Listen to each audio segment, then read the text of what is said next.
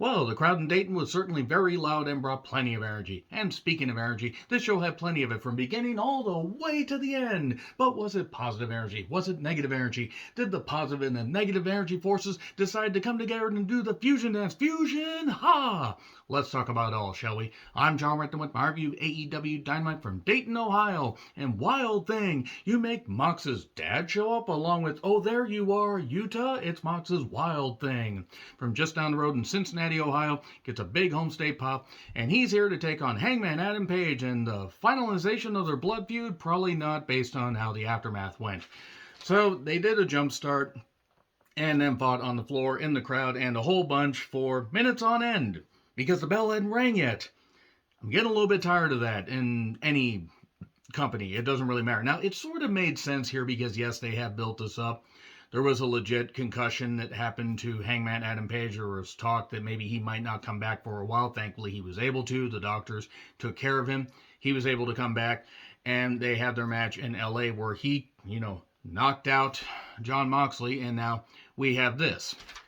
And it was nice that they kept the pace up, and they did make it feel personal. They were laying their shit in. Of course, submissions hurt more when they're on the concrete floor in the crowd, just like they hurt more when they're on the announcer's table. But nevertheless, there was one point where I believe Hangman threw a beer in Moxley's face. A guy that just got over, or just about over a year ago, had to go to rehab, basically, to get over his alcohol addiction.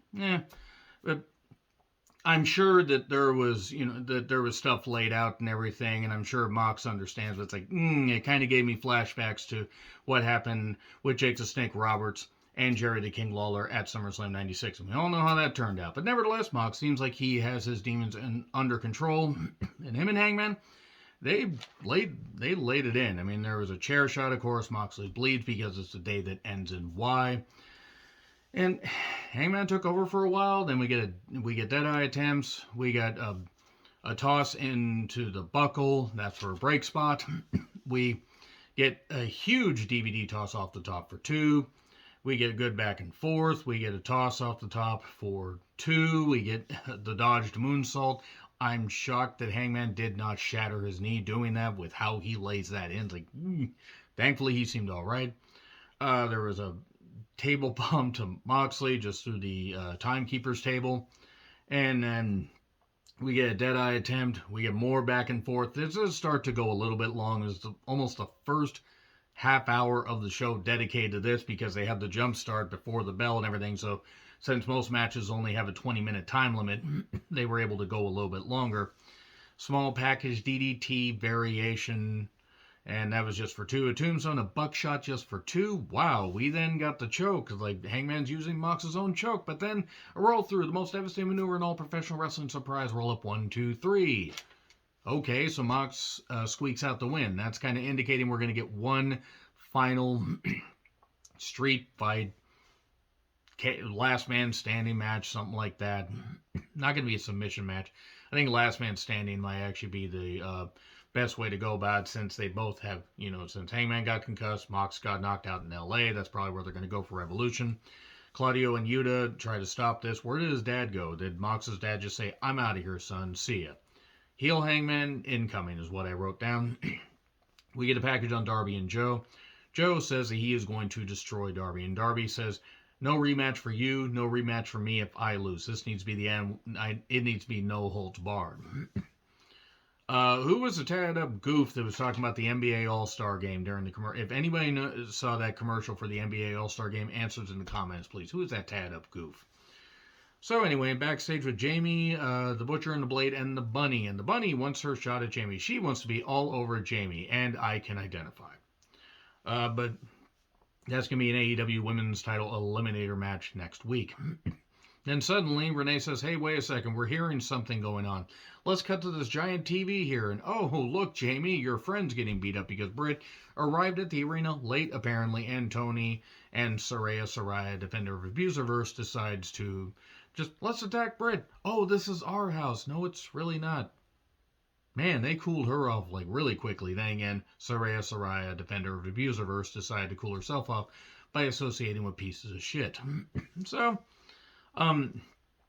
then the Acclaimed do a little rap on these jobber guys that they're facing, these enhancement talent guys. How are we going to fight the bootleg Beverly Brothers?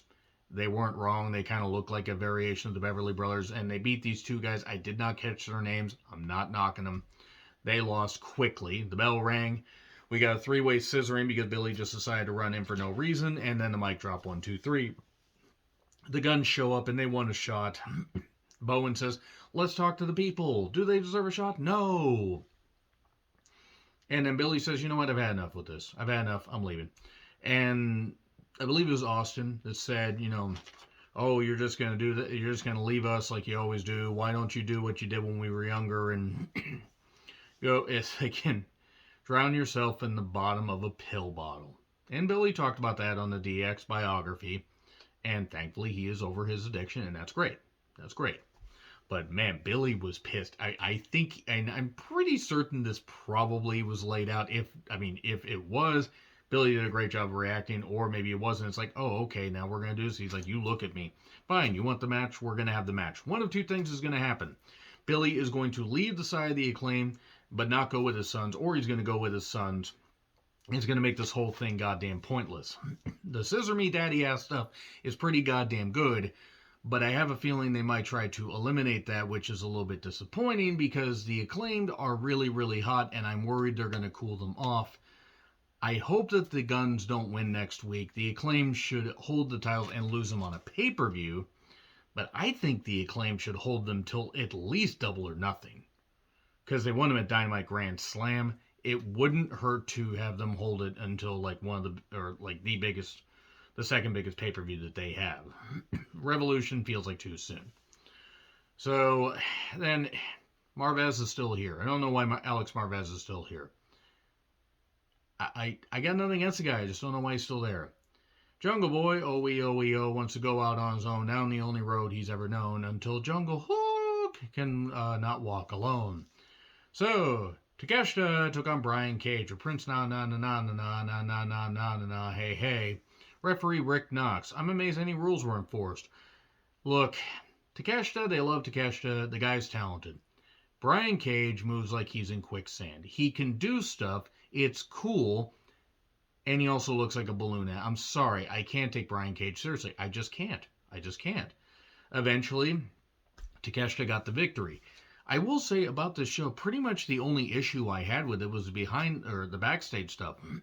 In all honesty, like, the in-ring stuff was mostly fine. There wasn't anything wrong with this match, but I don't care about Brian Cage. I don't want to see a Brian Cage match. Speaking of things I don't want to see, Renee is with the Jericho Appreciation Society. Oh, Ricky, you want another shot at me, Jericho says? Well, here's an idea. It's the Garcia Guevara Gauntlet. And basically, Ricky's got to face 3 of the 4 to face off against Jericho again. This whole thing is doing nothing for Ricky. It's leeching off of any of the popularity. Ricky doesn't feel as important as he did against MJF just, 7 weeks ago? 6 weeks ago? Because Jericho can't do anything right. All he wants to do is leech off of people. The Elite are on a basketball court. Is Don Callis actually able to be on a college campus, I wonder? Because, to be perfectly honest, with the amount of NDAs that guy has had to sign and the alleged amount of skeletons he has in his closet, kind of wonder if he really should be. And suddenly, he mentioned something about NFTs. You're going to get into crypto like that, you need help. The Firm were there. Why did nobody notice the Firm was just off camera? This is bad. This was really not good at all. It's a trios match on Rampage. Oh boy, whoop-de-doo. And Omega apparently got his visa issues, however legit or not, taken care of. Danielson took on Timothy Thatcher in one of the best TV matches I've seen in a while. Technical classic, well done. Thatcher kept going for the Fujiwara armbar. I encourage you guys to go and check this one out. There are a few things I'll talk about, but I really have no issue. I have no flaws I can find in this match. I'm not going to say it was perfectly flawless, like a perfect match, but it was a well-wrestled, very technically sound match. And Thatcher is very good, and I hope to bring him back for more shots. I know he's working for Pro Wrestling Noah, but he could help legitimize some of the matches here. which sometimes they need because AEW, when they do things right, can do some incredible pro wrestling. Him and Danielson did some great shit here. Danielson kept fighting back from underneath, having to fight through the bad shoulder. And the referee got caught in the corner at one point. MJF coming down. He's got the ring. He's ready. He's ready. It's too damn easy. And then suddenly Takeshita jumps from another dimension. I don't know where the hell he came from. He was in a tracksuit. They fight off. And then we get the armbar, and then we get a German drop, and then the boost psycho knee, as Excalibur says. I like Excalibur, but sometimes he goes a little bit too animated. 1, 2, 3. Okay, very good. I enjoyed that. I did not expect a 5-star classic. I expected a really good technical match, and that's what I got, and I was happy. So, we then come back to MJF and Takeshita attacking each other, beating the shit out of each other. Renee gets in the middle after all these officials get in the middle. And Renee says, hey, Tony Khan says it's going to be an AEW World Title Eliminator match. MJF versus Takeshita. Okay, next week. I think they're going to run that match back for AEW Double or Nothing, honestly, because Danielson is not going to beat MJF.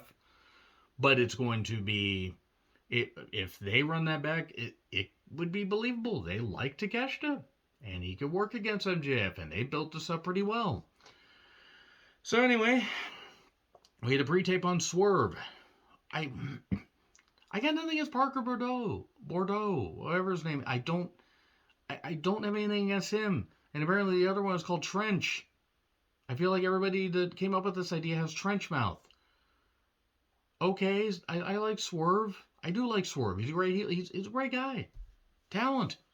Great, great persona. Great, great on the mic. Doesn't need these two idiots. I'm sorry, he doesn't. It's like oil in water. It does not work.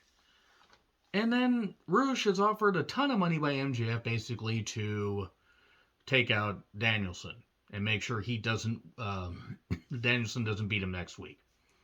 And then, in fact, even if he does, he could just take out Danielson, and Danielson wouldn't be able to face MJF at Revolution, despite the fact he'd have almost a month to recover. And there was terrible audio, by the way. They really should have picked up a better mic, or a mic that actually, that was from this century, but nevertheless. There you go. Yeah, and it was funny that MJF, was just, it said to Jose, the assistant dipshit, translate. That was good. And then Red Velvet took on Jade, that's it, Jade, with Layla Gray. Oh, good God, Layla looked great. And apparently Jade's daughter was in attendance in the front row. We find that out after the match, which, yes, spoiler, Jade is 50 and 0. This wasn't bad. There was one moment where the referee was distracted by Kira Hogan knocking down Layla Gray. And Red Velvet could have had Jade pinned for 3, but they only got a 2 count. And then there was a nice arm scissors into a Jaded counter. 1, 2, 3. And there you go. There's nothing wrong with this. It was probably the best Jade match that I've seen. At least one of the few really pretty good ones that I've seen. And Red Velvet isn't that bad. She's definitely got a look. I will say that. Boy, does she have a look. This was fine. And then Renee checks on Britt. Ruby checks on her. And there's tension. Well, Ruby, those are your girls. So there you go. Yes, Ruby isn't an original. Don't have Ruby turn heel. 1, Ruby's too likable. 2, the last thing that you need to do is have her, and nothing against Tony, but don't have her associated with Saraya, defender of Abuserverse. Speaking of abuse, though, Darby Allin versus Samoa Joe, no holds barred TNT Championship match, and they just went all out, bloodying each other up. Darby had a thumbtack jacket, because why wouldn't he? Because Darby is bound and determined to do every stupid thing to his body possible to wreck his body to the point he is not walking by the age of 35, which means he's got 5 more fucking years. If he's got that. They went into the crowd, which would have been fine if it hadn't been done in the opening match. There are times where they don't show enough restraint. I mean, the company itself. And I mean any company. If you're going to have it where people go into the crowd, only do it once a show. You make it mean something. There was one cool part before that, though. Joe was getting a table, and Darby just said, boop, just dived right into it. That was good. Joe dominates for a while. We get, an insane amount of bumps where Darby is bound determined to land on his head, on his body. He's bound determined to break every bone in his body for no reason. Darby fires back, but then gets tossed to the floor. We get a table set up on the barricade. That factors in a little bit later. We get chairs, and then a drop, a drop onto the edge of the chairs where they're pointing up like this for no goddamn reason. We get powder in the eyes at one point, a code red, 1, 2, kick out, and then Darby decides to take the ring apart. He can't get the tack jacket on enough to do a proper coffin drop. So we get the ring taken apart and the wood exposed and everything, and then we get the tack jacket to the face, and then we get a chair, and then we get a muscle buster on the wood, sort of. 1, 2, 3, new champion Samoa Joe. Samosa Joseph, as my best friend used to say, and still does, I'm sure. It's just we haven't watched wrestling together in a while. And yes, Samoa Joe is a new TNT champion. He's still the king of television, and Wardlow shows up. And he tries to powerbomb Samoa Joe. Samoa Joe takes the powder. Security shows up. He lays out security, and he's going to toss one person on to everybody else, and then the feed cuts out because they didn't properly pace their time. Good job there. Overall, as far as in the ring, yes, I had my issues, but it wasn't a bad episode at all. The backstage stuff wasn't all that great. Fairly good episode of Dynamite, all things considered. I hope they can even things out and keep the momentum going, because you know what? They hit just over 1 million people on average, for the ratings last week, largely due to the tribute to Jay Briscoe. I hope Mark Briscoe can be featured on AEW television going forward. In fact, I'm just going to say right now, if they have Mark Briscoe on AEW programming, and they utilize him right, and I know they got the Ring of Honor, they got all that stuff. He could be Claudio for the Ring of Honor World Championship. That would be cool. You could do something with Mark, and you could have him be the one to beat MJF at Dynamite Grand Slam, something like that. That'd be a pretty big goddamn deal. Anyway, let me know your thoughts in the comments. Like, share, subscribe, Twitter handle in the description. I'm John Retlin. I'll see you soon.